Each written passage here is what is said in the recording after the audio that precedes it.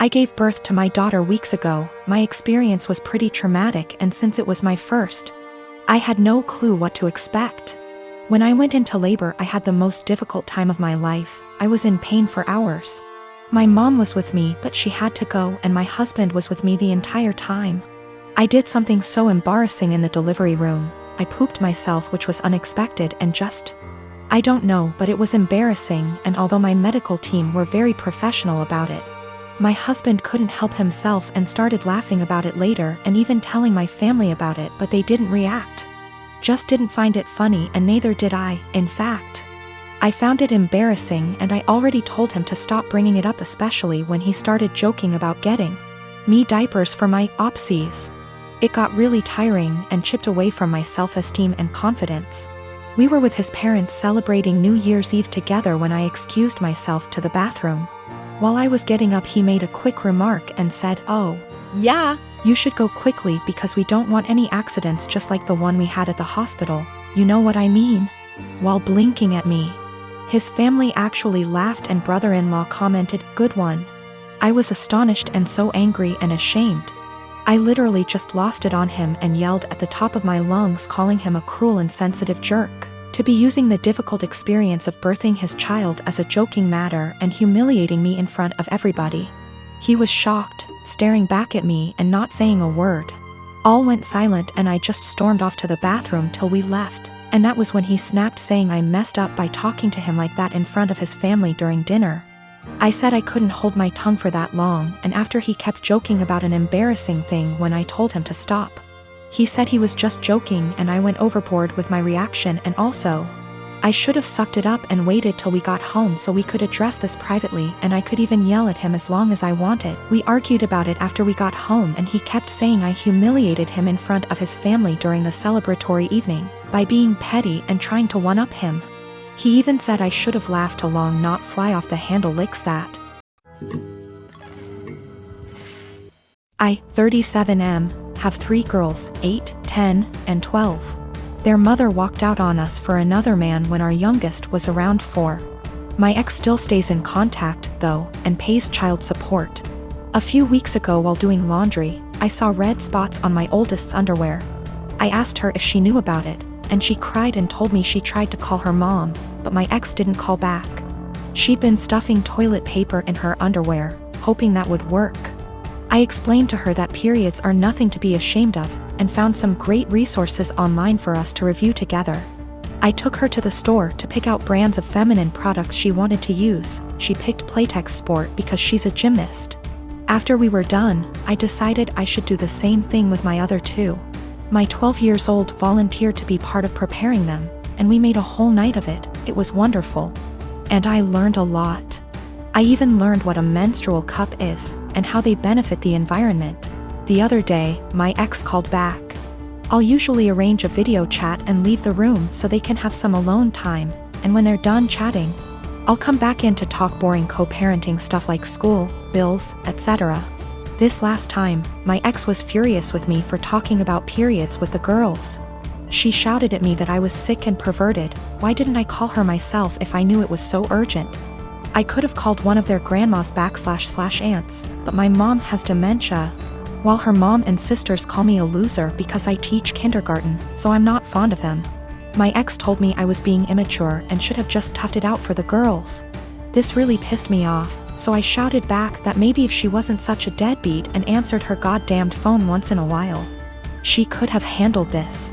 I brought up everything she does that hurts them. She hasn't been to a single soccer game, piano recital, or gymnastics meet in 2 years. Every other weekend when they come home from her house, they go straight to their rooms, only to emerge hours later asking me why she loves her new husband more than them, and what did they do to make her leave. My ex responded by saying I should tell them it's not their fault I couldn't satisfy her, and I screamed. And she just smirked and pointed behind me, saying, "Look what you did," when I turned around. My 8 years old and 10 years old were standing in the doorway crying.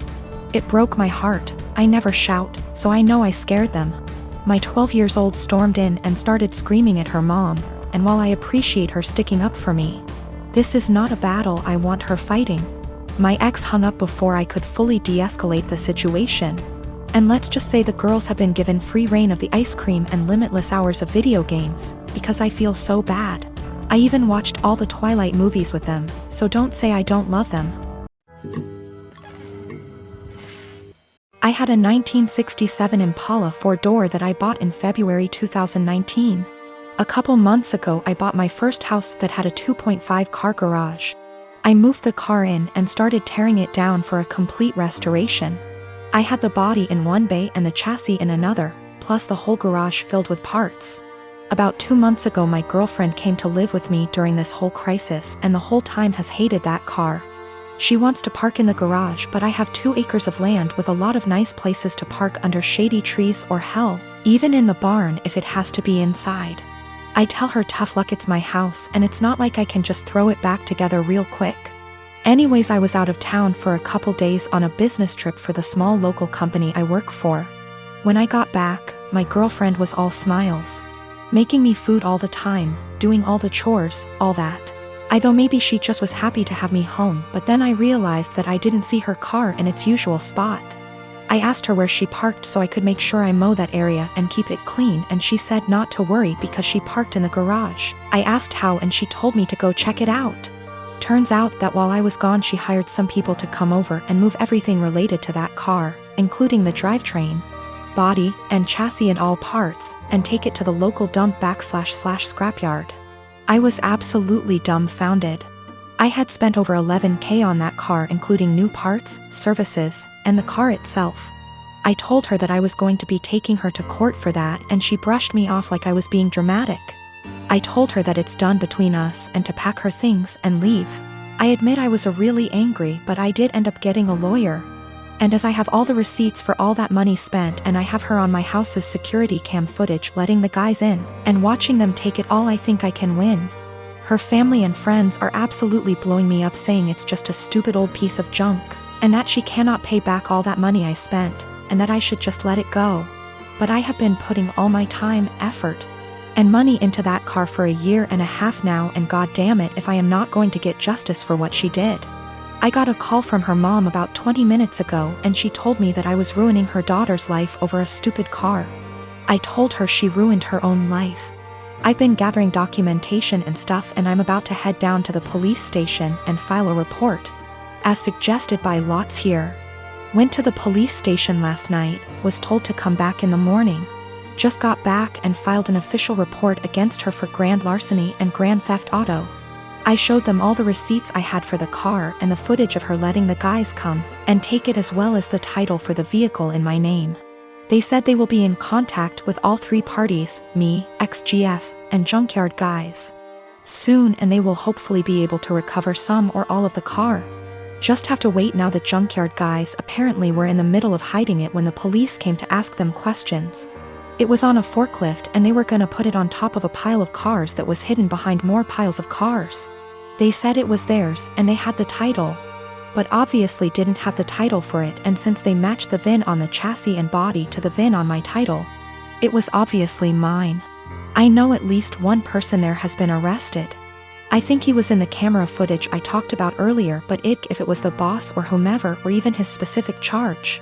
They also told me they would be looking into this specific junkyard for any other vehicles reported stolen.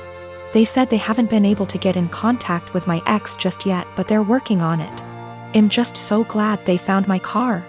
Luckily, I made quite an album of pictures detailing me tearing down the car, and so I can use that to prove what parts they had were mine, so I can hopefully get most or all of it back. Police haven't let me take it back home yet, as they say it is evidence or something, so hopefully I can get it back eventually. Thank you all so much for the support and advice. My husband Derek and I have been married for 3 years, together for 7 total. Several years ago, about 6 now, I guess, I worked closely with a male coworker, Paul, that Derek was never fond of. Paul and I never had an inappropriate relationship. Derek's jealousy wasn't completely out of nowhere. I get why he felt that way. Those couple years were a perfect storm of relationship stress. I was working long hours. We were living apart after trying and failing to move in together. Our relationship was still fairly new. And then you add in a handsome coworker I had to spend long hours with and saw more than my boyfriend at the time. Paul was the source of several fights. Again, we never did anything that wasn't completely kosher. Eventually I told Derek he needed to trust me and get over it, or we were going to have to break up. He said he would stop worrying, and for the most part things were good. When Paul transferred out of state a few months later, things were really good. There were no worries at all, and our relationship has been amazingly strong ever since. This last weekend, my husband went out with a couple friends to some bars and a football game. When he came home, he was pretty wasted. We talked for a bit, and he mentioned how a friend of his had told him that he broke up with his girlfriend because she cheated on him.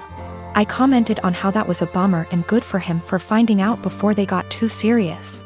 Derek, however, had a different take on it. He said it was a shame because they had seemed like a good couple, and if they really loved each other his friend could move past the cheating. Just like he had with me. At first I thought my husband was admitting to cheating on me, and asked him what he meant.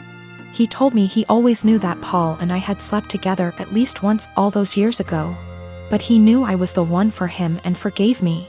I told Derek that I had never so much as even hugged Paul, except maybe at his going away party, let alone slept with him. Derek sort of just patted me on the arm, said of course, and passed out. The next morning I asked him about the conversation and he said it was okay, he had forgiven me, it wasn't even an issue. I again stressed that I had never cheated on him with anybody and I needed him to believe me. He sort of did the same, of course you didn't, babe wink thing again, and went to work. Every time I've tried to talk to him since, he won't hear me out. I'm this close to losing it with him. I need him to know that I never cheated, and I'm hurt that he thinks I would do something like that. What do I do? Do I just let him have this since it's not really hurting anything, or what? I don't want my own husband to think so little of me that he thinks I would cheat. That's not who I am.